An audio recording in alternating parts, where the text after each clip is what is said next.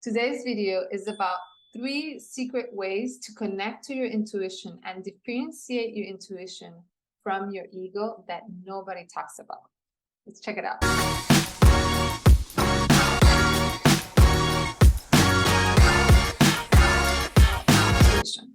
Actually, if you go online right now, you go on Google and you search for this difference, you're going to find a lot of information about it, a lot of charts that are actually very helpful. But to me, they're a little bit basic because there are deeper differences that very few people talk about. And because I've been so interested in these two energies, right? Intuition and ego, feminine and masculine. And because I am so obsessed with trying to really decipher how can I identify this in different situations, I have a little secret for you that I think you're going to like on helping you differentiate them. But first, let me tell you, what are you going to find when you do this search? You're going to find that your ego is based on fear and your intuition, it's based on love, and that your ego feels like, it's pushing you or daring you or punishing you, and that your intuition, it's kind of talking softly to you. And all of those things are true and they're right. The thing is, though, when we are right there on the edge, on the verge, on the cliff, when we are right there, either trying to make a decision or we are just following one of them without really knowing if we're actually truly listening to our intuition or our ego, it's really hard to differentiate them. And the reason why it's hard, it's because both can make you feel something similar to fear. And I want you to remember this because both can make you feel like a scary move. Both are offering to you a scary move. The thing is, though, your ego, it's offering to you a scary move based on your deepest fear or tempting you on something that you really want. That's the difference, okay? Your intuition makes an offer to you based on something that it's uncertain. You've never really been there. And it makes sense because your intuition is the path to growth. It's the path to becoming that which you're not yet, right? So you've never really been there. And it's really hard to relate to what your intuition is offering you.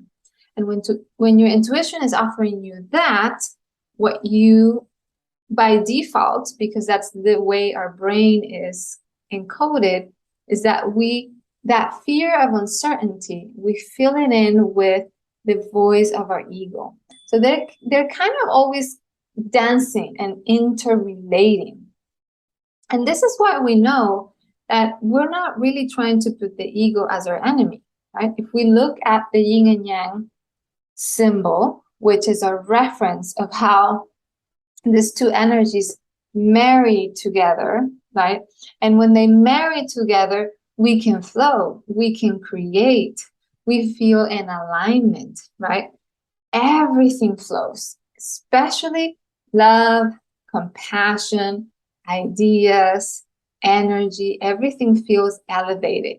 But that's when they're both marrying together, not when we have excess of one or excess of the other. That's why it's so important to understand how we can dance with them and differentiate them.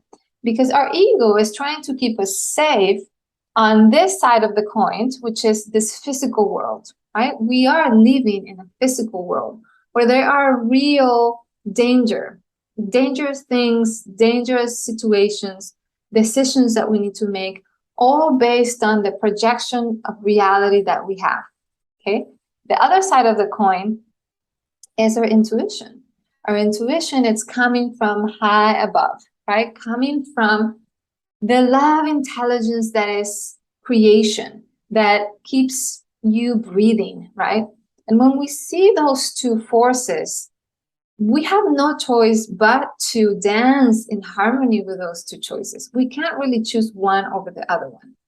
what we've been doing in the past, I would say 100 or so years, is we've been relying a lot more on the ego, right? Because of the way history for the humankind has gone, right? We've been learning to rely a lot more on that patriarchal way of looking at things, where we require evidence, right? We require proof, we require guarantee.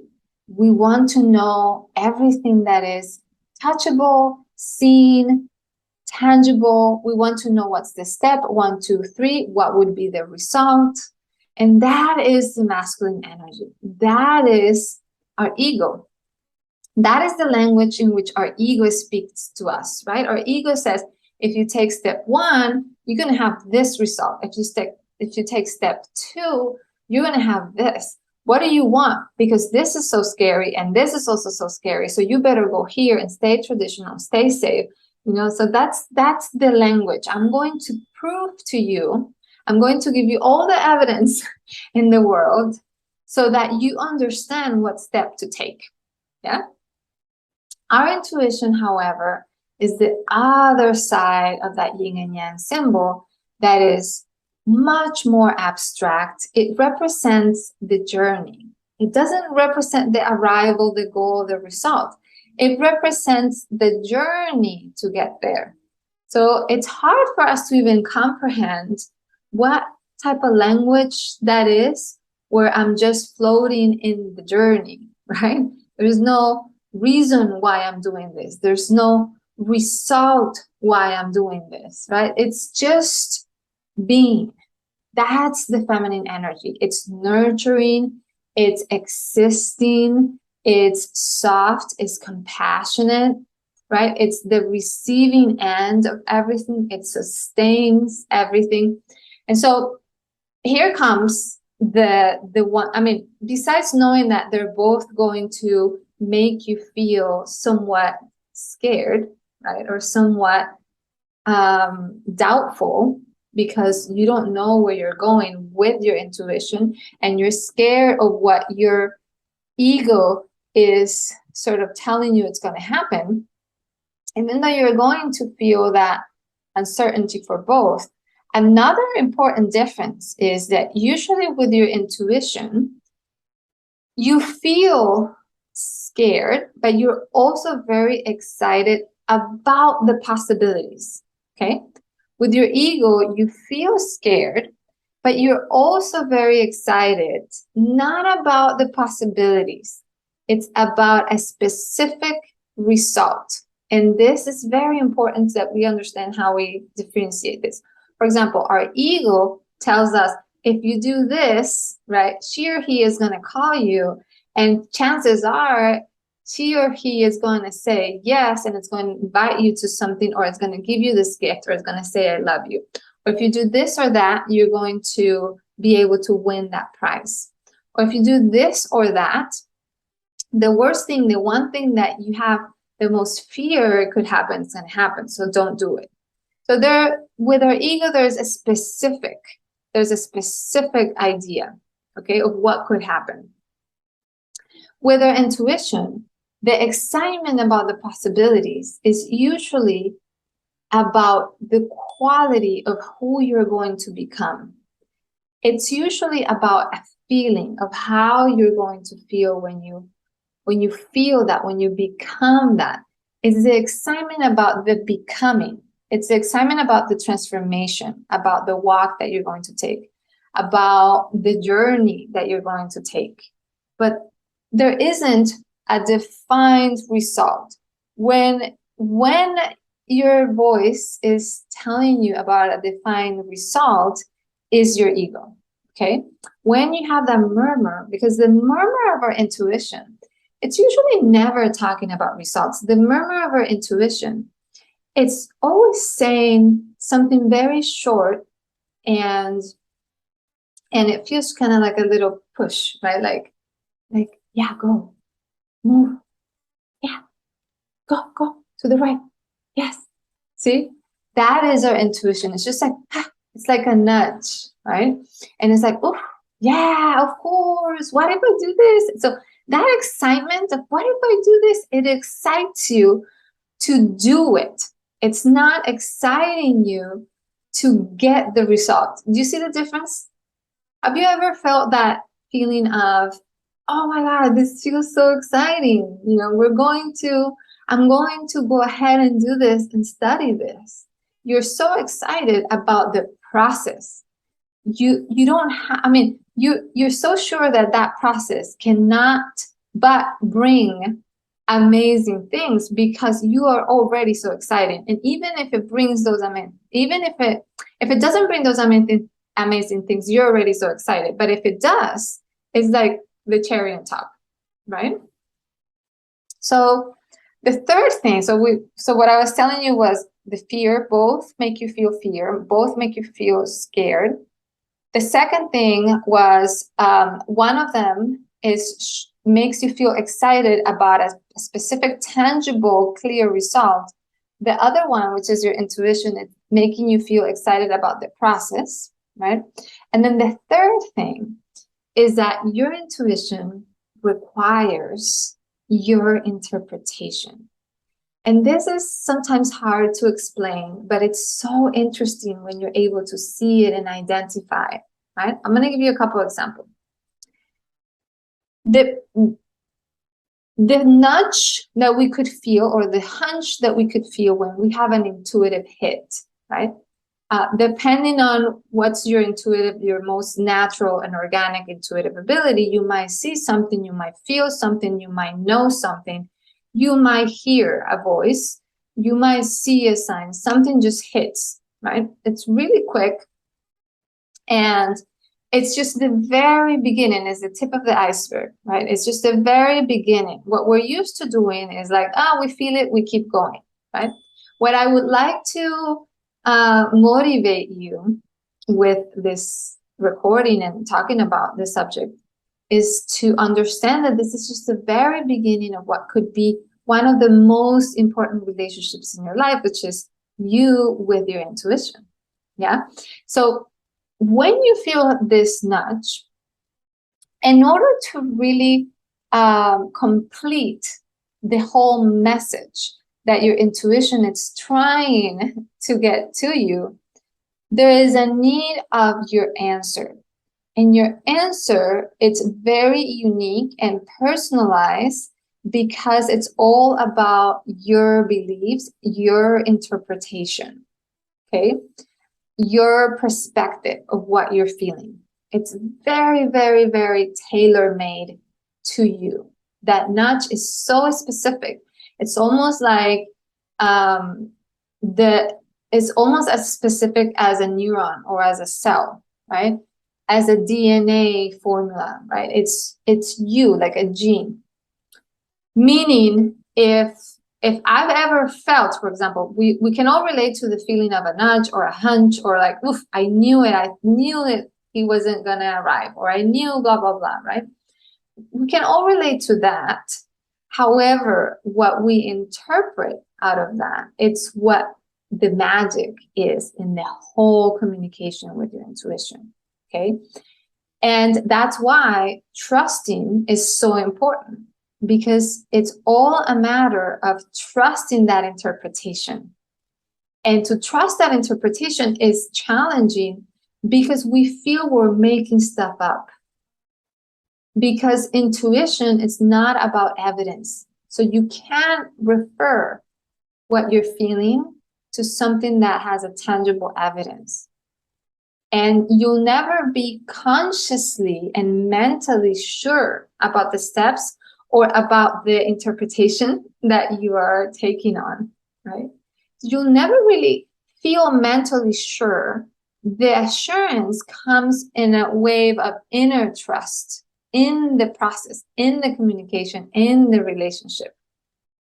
It's hard to explain, but I bet you can start feeling the difference as you go. Of course, this requires a lot of presence, but something that helps a lot is to now see how my ego works when it's trying to communicate with me. Because then I can ask questions and be like, is this the way my ego would communicate? Or does this require any interpretation? Now, our ego, because again, it's our masculine energy, language, it's communicating with us by proofs. So it's always giving us proofs, right? If you do this, it's going to happen like your friend Carla, who last month this happened to her, right? And if you do that, then it's going to happen like your mother or your uncle, or like how you saw in what you saw in that movie, or what you heard in the news, or what has happened. And it's really easy to trust that voice because there's a lot of evidence for it. So between what your ego is telling you and the evidence, there is no need for interpretation. Do you see the difference? What am I going to interpret? See, I already can see the whole formula, right? When I do X, the result will be Y. How do I know that? Because I have a whole bank account with evidence that this is what happens when I do X and Y. The thing is, our ego, it's also connected with our inner programming, right? All of those beliefs that have been there, wired when we were kids by the collective of cultural, moral, family, religion, political, all of that community collective beliefs, right, that we've learned when we were kids. It's all part of the communication with our ego. Versus our intuition, it's also in our subconscious, right? But it communicates through our body. How is that, David? What do you mean it communicates through our body? Yes, our intuition moves through our body, right? Through the life force that we have within our body, right? There's a life force breathing us. We're not plugged or connected to anything. We don't have to literally connect ourselves to recharge our batteries, right? There's just a chi energy that makes us live. Yeah. That intelligence that moves everything and knows how to maintain our body is what our intuition then becomes the bridge between us and life, between us and the universe, between us and spirit, between us and that whole intelligence that it's governing this universe, and it is living and having its own experience through us. So our intuition then takes over our feelings. That's why we feel that hunch in the stomach, right? That's why we hear the voice, right? That's why we see the vision. We get into that room and we're like, I can see it. We have, all the messages can come through our vision, to our hearing, through flavors, through smells, right? Through feelings. It moves through our body to send us messages. Yeah. And so in those messages, it's sort of like a hit. But if we don't respond and trust our interpretation of that hit, then the message kind of dies until the next message comes, right? Because we haven't yet learned how to take action on our intuition. The times where, I'm generalizing, of course, but the times when we do take action are times where we just do it almost by chance. But if we were connected to our intuition 24 hours, we can strengthen that muscle of self-trust. And that's the whole purpose. That's the whole idea. That's when then we are following that inner guidance, right? That inner wisdom that is underneath all those voices of our ego. It's underneath because those messages are very subtle. And because when we get those messages, on top of it, we have to interpret and take action because we want to create, because we want to express, because we want to be in alignment with life. And so if you compare that to when we get the overpowering voice of our intuition, we take action because we're scared. That's why we take action. We take action because we want to belong, we want to stay safe, right? We don't want to be excluded from our community, from our clan. And so we most of the time betray ourselves so that we can have that which is going to make us feel loved, which is going to make us feel safe. And so that is a lot more tempting because it's also instant satisfaction, and it seems to be happening faster because I was already told what is it that I need in order to feel love, in order to feel safe. I just have to win this prize. I just have to dress like this. I just have to get this job, right? I just have to make this much money. And so it's easier to do because it's easier to see, right? But with our intuition, it's all much more abstract. Yeah. And so through the way that we've been taught, we've left our intuition behind. So my hope is that with this video, you feel more motivated to go back to that connection with your intuition that you still have within you, that it was there when you were a kid and it's still there, but it's just very quiet right now, very settled. But the more you hear it, the more you're aware of it, the more you create space for it to download, the more you trust yourself, trust particularly your interpretations and your perspective on those messages, the more you'll be able to take action. And finally, the more you'll be able to feel what? Congruent, in alignment. And what does that mean? That we'll get to feel more peace of mind. We'll live more grounded and a peaceful state. And that creates meaning in our life. That creates real joy in our life. That creates peace and plenitude in our life. And in the end, that is the essence of who we are. So our intuition is calling us to what? To come back to who we already are, right? And our ego is calling us to no, stay safe. Stay safe, because if you do things differently, then you'll be alone. And if you're alone, you won't be safe, right? Those are all programmings that by default, our ego is still producing so that we stay safe, part of the community, part of the clan. So I hope these three differences that nobody's talking about help you understand better when is your ego speaking to you and when is your intuition speaking to you. So remember, one is both are going to make you feel afraid. One, it's going to make you feel afraid of that which you already are afraid in this tangible physical world. And the other one is making you feel afraid because it's something that's uncertain, that you've never done before. Okay?